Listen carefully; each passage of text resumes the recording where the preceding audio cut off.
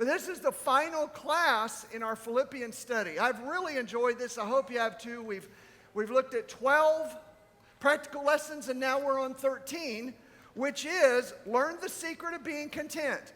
It's interesting that Paul finishes here. Kind of where he started was hoping the Philippians would understand the relationship they have with God through Jesus Christ, and how they would understand how that happened and be thankful for that they would consider everything else as useless compared to that value of knowing Christ Jesus my Lord. So that's where he went. Now last week, remember, we're on this home stretch. Chapter 4 is basically a home stretch of applying these principles that Paul has put out in the first 3 chapters. The first one, of course, if you remember in chapter 4, verse 2, I urge Euodia and I urge Syntyche to live in harmony in the Lord. So in other words, he's asking us to apply these principles in getting along with each other. Okay? Finding common ground, which is Jesus Christ. And remembering that most of the stuff we argue about and fight over is useless. It's stuff that we have fabricated and made more important than it should be. And he wants us as Christians to understand the most important thing for God in us is that we find common ground to get along. And that sometimes is difficult because we have issues with each other sometimes. But to talk it out, deal with it. Now, I realize sometimes agreeing to disagree happens, and we have to just say, look, we've tried this, and I'm at the best point in this relationship that I can be, but the key is coming to peace with that. So we don't hold grudges, so we don't hate, so we don't wish people would die, okay? So that we would be at peace with the situation and say, I've done my best to remedy this, to heal this relationship. It's not going to be healed. And that's okay. I mean, it's unfortunate, but you and I have to be at peace with trying and doing the best we can with that, okay? Secondly, he goes into the don't worry, be happy, which we talked about last week, which is do not let all these things that we worry about control us, actually keep us down. God has great plans for every one of us, but we have to understand that he's in control, that God has a grip on life. He has a grip on our lives. He has a grip on circumstances. And although sometimes we don't know that, we don't even understand it, it's happening. It takes faith to be able to do that. And then the rejoicing in the Lord always, again I say rejoice. He's talking about that true joy that's found only in Jesus. That's where our focus needs to be. So now we turn to chapter 4, verses 11 through 13. Interesting that this is where he leaves them. This is how he ends the letter. He says, not that I speak from want. Now this is after he has complimented them that the Philippian church has helped him with gifts in his ministry. He says, but not that I speak from want, for I've learned to be content in whatever circumstance I am. I know how to get along with humble means, and I also know how to live in prosperity. In every circumstance, I have learned the secret of being filled and going hungry, both of having abundance and suffering need. Let's stop right there. The reason I want to stop right there is because a lot of times we don't understand the context of 4 verse 13, which is where we'll get to in a minute. But look at the things that he talks about here. The context. I have learned to be content. Look at that. Paul's saying that he has learned to be content. That's a great statement. And then he says, I have learned the secret. This is the only time in the New Testament that this phrase is used. Paul has done that 3 or 4 times in this letter. But it's important for us to understand that he is telling them something that he hasn't told anybody else, that he hasn't shared in any of his others' letters. And this is it. There's a secret to be learned. And it's a secret, okay? What does a secret mean? Remember when you were in 3rd grade? I have a secret, right? It's kind of like I know something you don't, okay? Paul's telling the Philippians and us today, there is a secret that he wants to reveal to us. He's learned it, okay? The secret to being content, being able to be having a lot or having nothing. That's the context of Philippians 4, verse 13. I can do all things through Christ who strengthens me.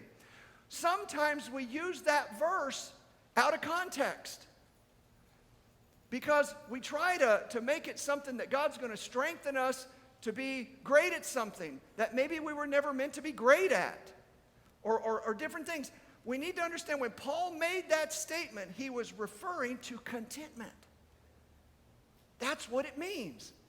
I can do all things. I can do these things that he just referred to. I can be in whatever circumstance. I can be filled. I can be hungry. I can be in abundance, or I can be in humble means. I can do anything. I can be anywhere at any time in any situation because Christ strengthens me to do that. So it's odd, isn't it? That 4:13 is often used in its own, it's just out there by itself. When what Paul was actually saying was, through Christ, I can do these things. I can be content. That's the secret. The secret is, no matter what we're doing in life, we trust God. That's the secret. We know that God has us right where he wants us, when he wants us. And that is important. I'm going to tell you, many times in my life, and I'm sure times in your life too, we have maybe asked the question, where's God in this? I was not expecting this to happen to me. I don't get it. God, wherefore art thou? Okay? But the secret is knowing, and this is a secret, I'm telling you, it's something that goes beyond our understanding, is that no matter what is happening to you and me, God has it under control. That really is a secret. And it's hard sometimes as human beings who live on an earth where we have to have air to breathe, water to drink, food to eat. We cannot see the future, but we can remember the past. We can't go very far because if we do, we're going to run out of oxygen. We can't be in the water very long or we'll drown. We have so many limitations in the way God created us. It is absolutely, I don't know what the word is, astonishing to me that God made us with so many limitations. He didn't make us to be able to see spiritual realm. Can't do that. It's there. Have you ever thought about what's all around us? Remember in 2 Kings when Elisha wanted the servant to be able to see what he could see. Do you remember that? And he said, Lord, open his eyes so he can see. And the servant saw, even though there were all those armies around the camp, he saw all those chariots of fire. Suddenly he was able to see in the spiritual realm. Incredible. We can't. We can envision it, we can imagine it, but we can't see it. God did that. Because faith is what we have to have. Faith in who? Faith in Christ, right? So the secret to contentment, there it is. He's telling them this is what we need to know. Anchor ourselves in this. Because contentment, remember he said to Timothy in 1 Timothy chapter 6, godliness with contentment is great gain. Why did he say that? Why isn't just godliness great gain? Why does it have to be with contentment? Anybody got a thought on that? What's that? Be happy, okay? Rejoice in the Lord always, even when things aren't going our way. Because he told the Philippians in chapter 1, they're suffering. They're going through persecution right now. And he told them, you got to hang in there. You got to remember who's in charge. God is. And through that, he's telling them, remember, no matter where you're at or what you're doing, God is in control. Contentment with godliness is great gain. So let's talk about contentment for a minute, okay? What is contentment? I thought about this long and hard this week. And I found two biblical definitions that really helped me in this context to know what contentment really is. Number one, it's a state of happiness and satisfaction. All right? It's a state. It's where we are. It's who we are. We are in a state of contentment when we are happy and satisfied, okay? Well, now, that's the first part of the definition. Are you ready for the second part? Because this is huge. Here's the second part. It's being at peace in your current state, even with the desire to improve it. Do you get that? This is it, folks, because most of us are in that situation. We want to improve ourselves.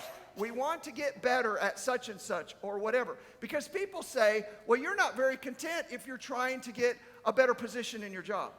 You're not content if you're trying to excel in your education, or if you're trying to develop something or whatever to get more. That's not true. Contentment can be that, but it's being satisfied and at peace where you are. Now, I want to talk about this in two different ways before we go any further, and that is there's two different types of contentment.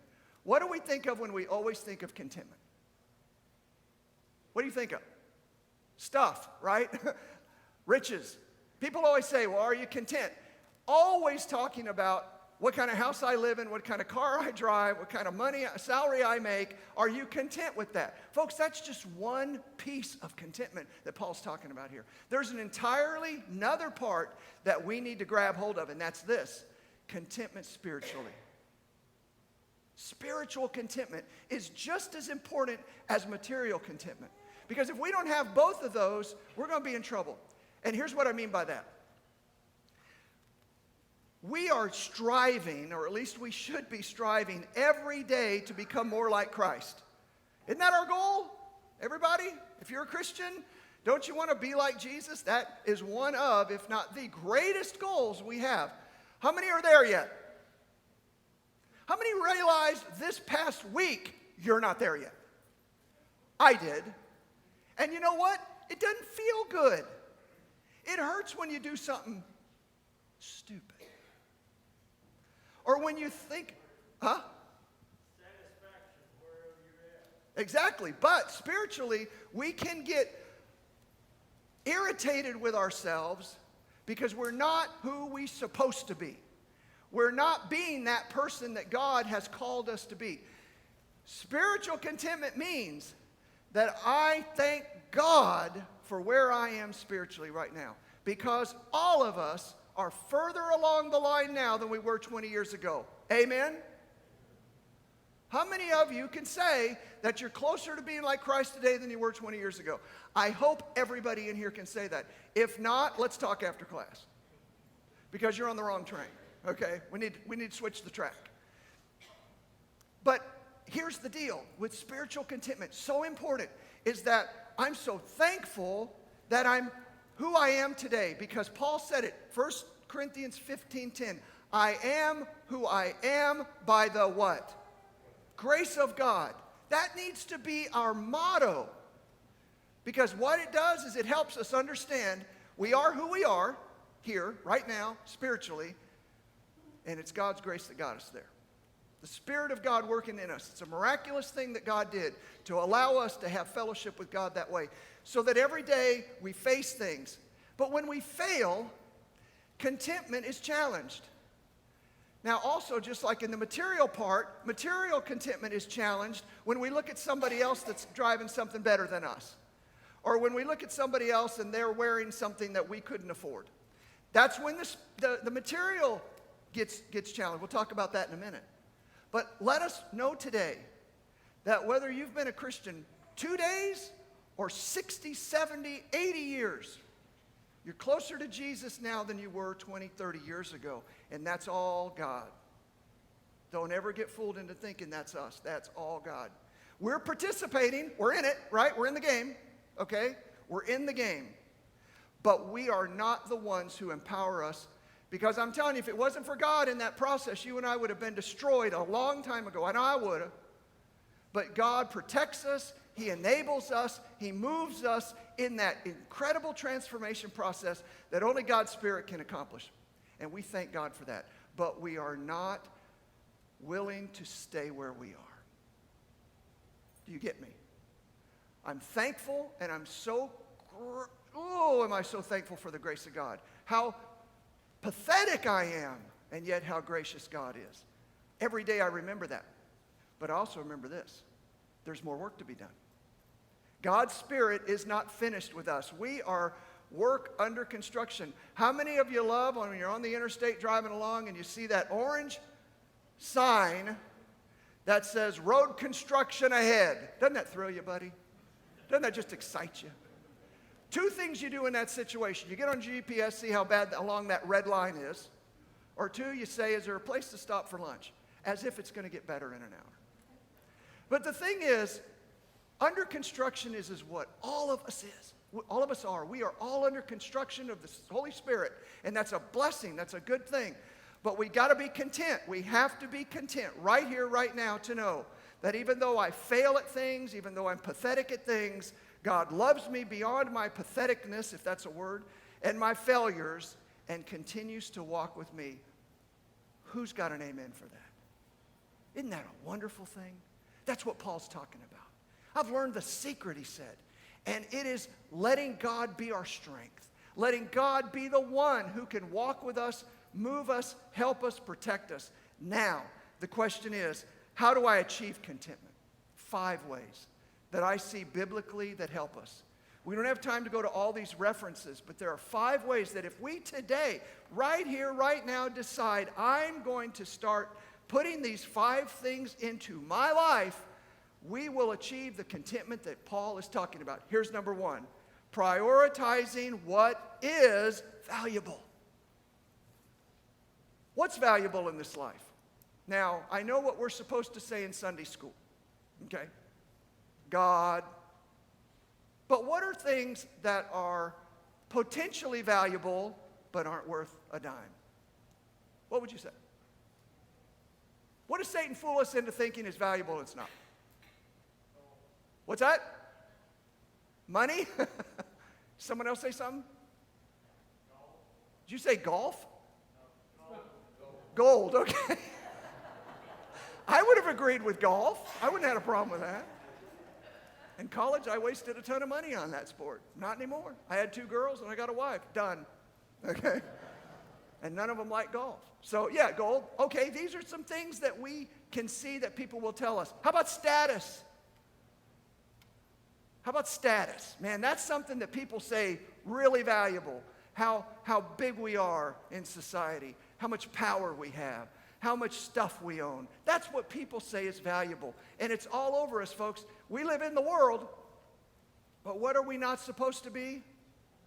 Of the world. And that is so difficult because we live here. We breathe here. We eat here.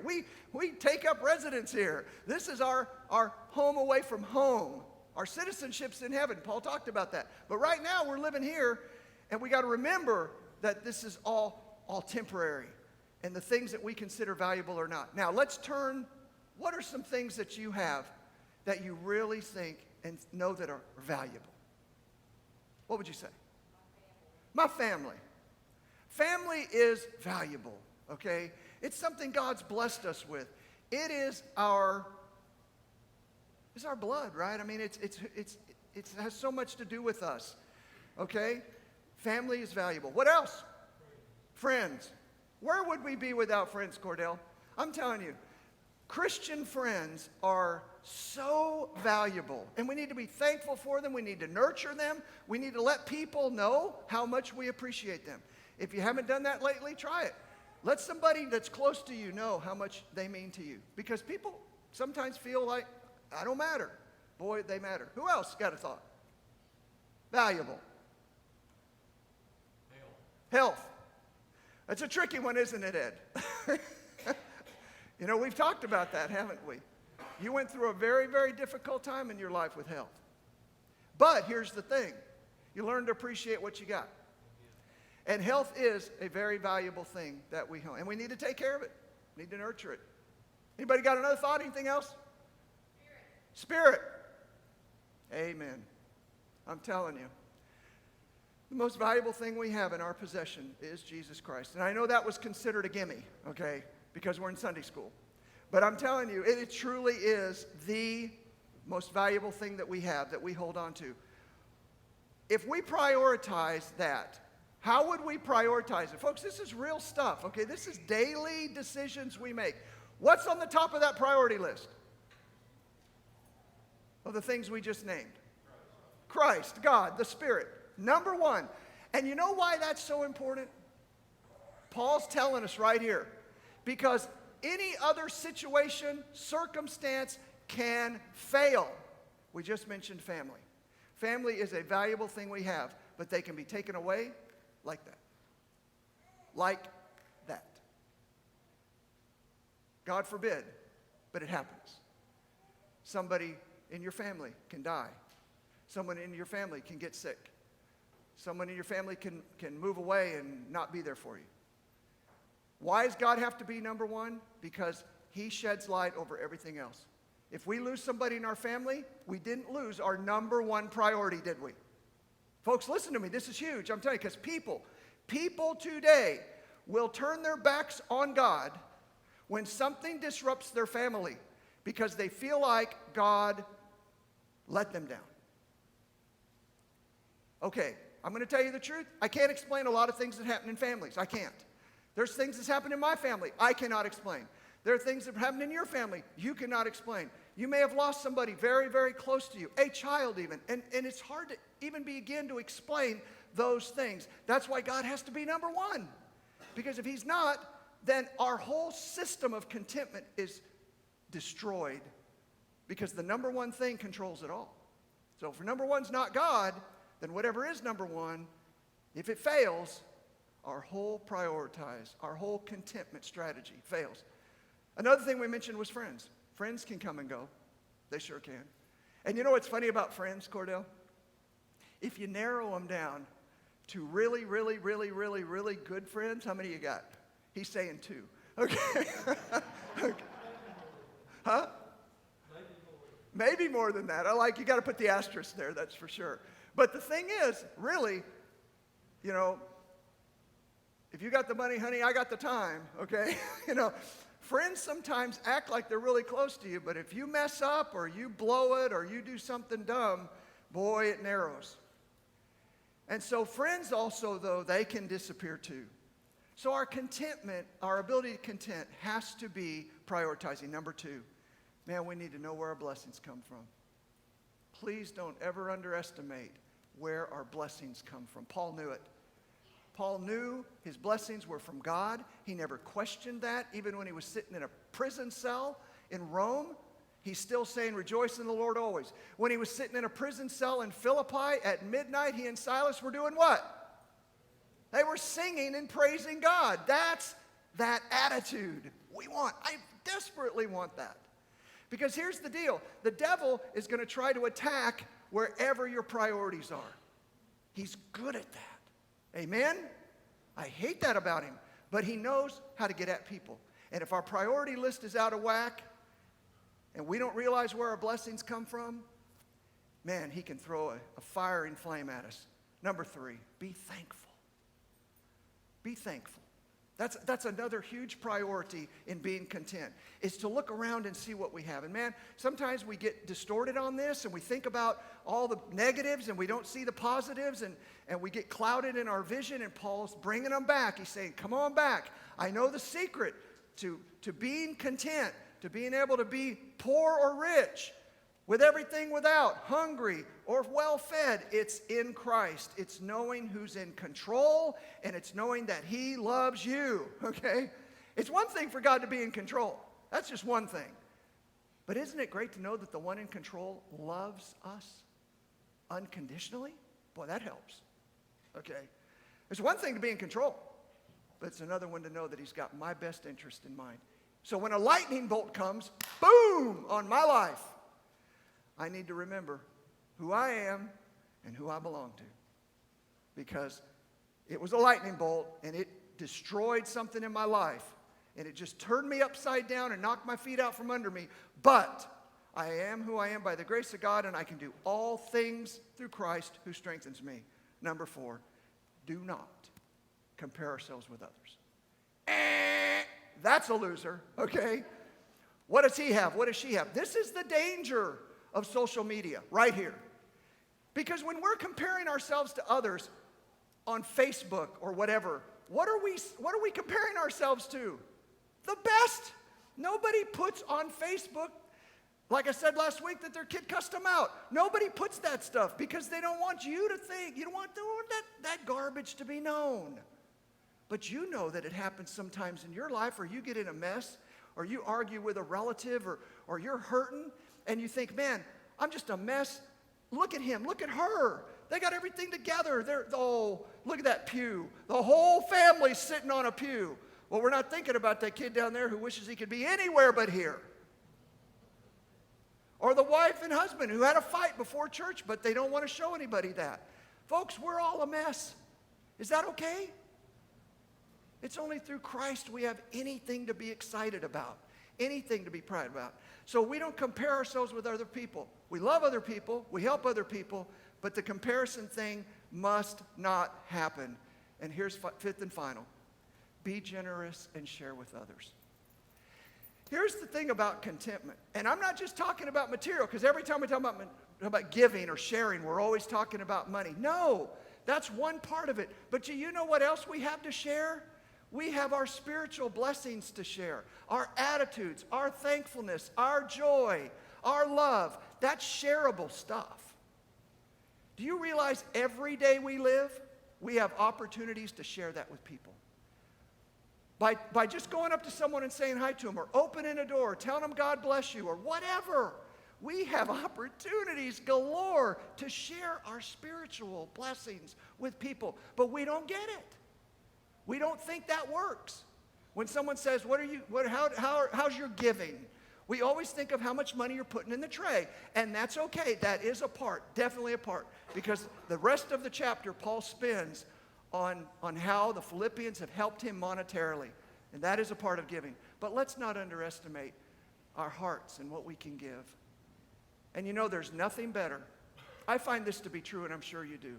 When we're hurting, when we're feeling neglected, the best thing we can do is serve other people, because it takes our minds off ourselves and puts it on the needs of others. That is healing grace.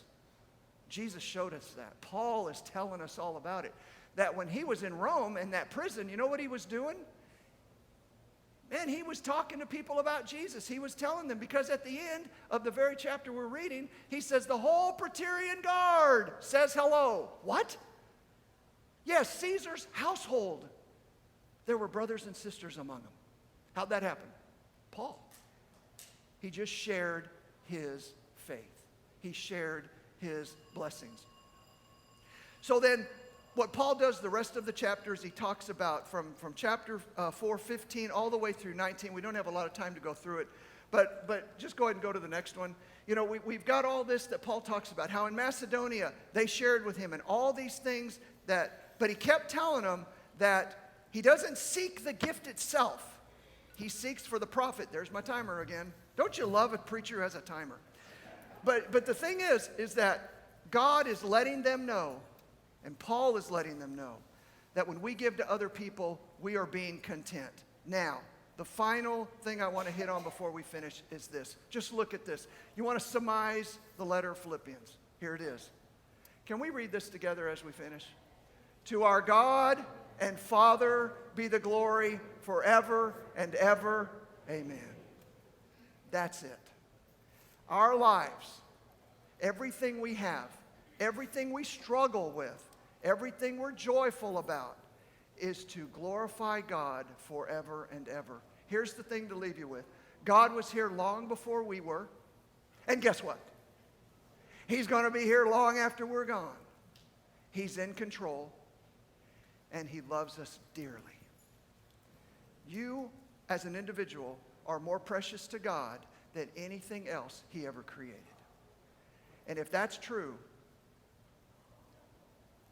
not only are we who we are by the grace of God, but we can do all things. We can be content, we can rejoice, we can battle through the tough times, because our faith is not on this earth, it's in heaven, it's with us and God. Man, I've enjoyed this letter. I love reading it. Like I said, I memorized it. I constantly recite it to myself because it gives me hope, and definitely in dark times, because there's so much to be thankful for. God bless y'all. Let's take all this and live it, okay? That's the goal. Y'all be careful. Thank you.